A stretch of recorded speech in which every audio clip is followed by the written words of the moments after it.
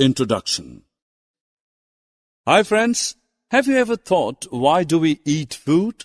Yes, of course, because they are delicious and are the source of energy.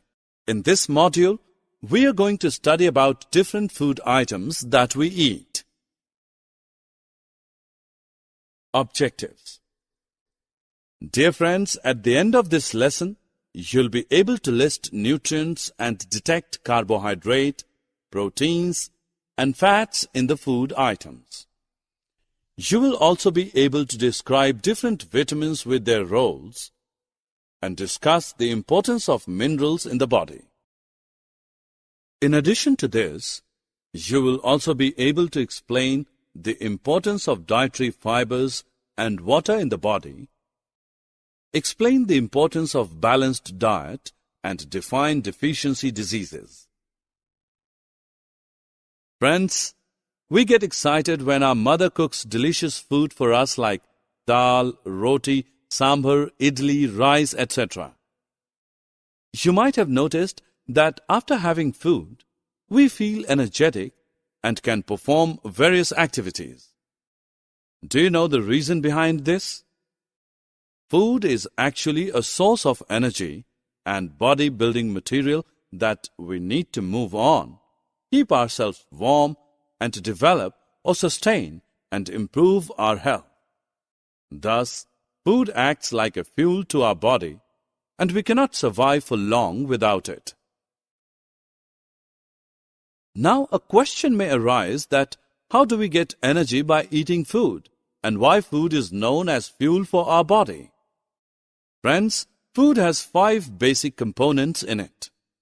These are carbohydrates, proteins, fats, vitamins, and minerals. All these components together are called as nutrients. A body digests food and absorbs these nutrients to provide energy. Some nutrients help us fight against diseases. Do you know this fact that each food item contains all nutrients in different amount, and each nutrient plays a different role in the body? Let us know about these nutrients one by one in detail. First, carbohydrates. Carbohydrates form an essential structural component of living cells. They are the main source of energy for animals.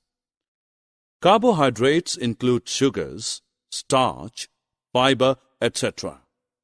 They are mainly found in wheat, rice, potatoes, corn, and maize. You might have noticed that some children who do not drink milk become weak and are underdeveloped because milk contains required proteins for our growth. Meat, fishes, eggs, pulses, cheese, and soybean are some other important sources of proteins in our diet. The major role of proteins is building and repairing of damaged tissues. Along with carbohydrates, they are also a source of energy. I know that you all love pizza, burger, cheese, etc., but your parents do not allow you to eat them regularly because such foods contain large amounts of fat. Fats supply us with energy. If we don't use up this energy, our bodies build up a store for future use as in form of body fat. This is the reason why people eating much oily food become obese.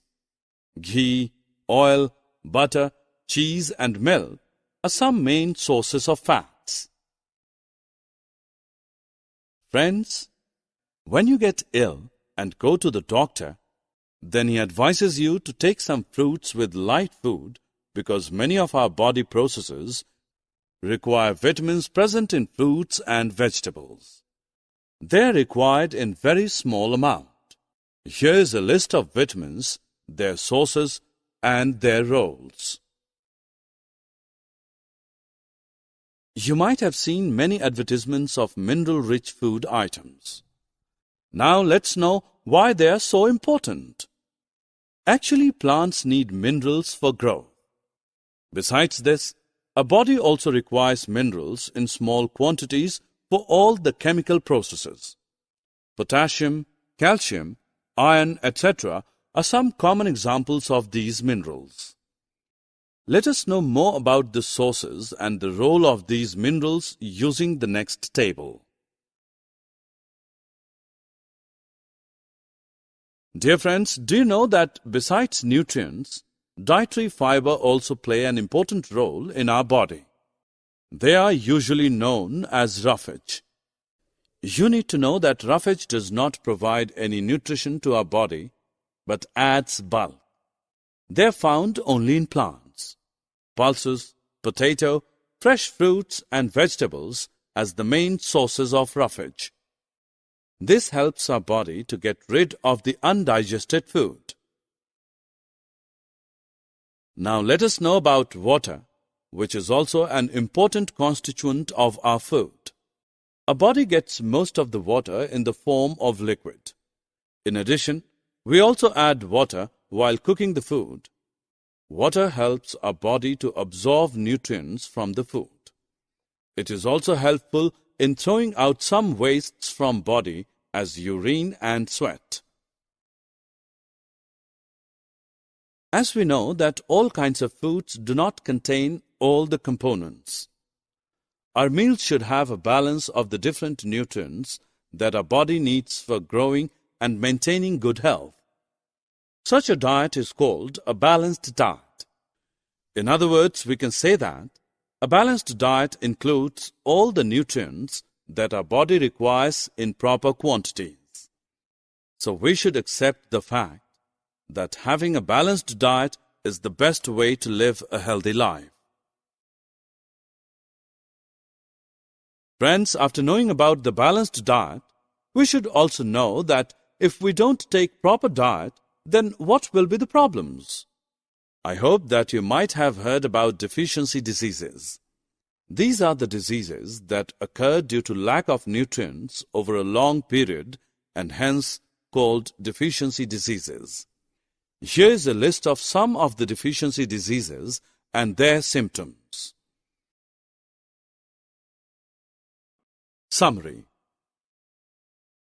Let us summarize what we have learned. Carbohydrates, proteins, fats, vitamins and minerals are the major nutrients in our food. In addition, food also contains dietary fibers and water. Carbohydrates and fats mainly provide energy to our body. Proteins and minerals are required for the growth and the maintenance of our body.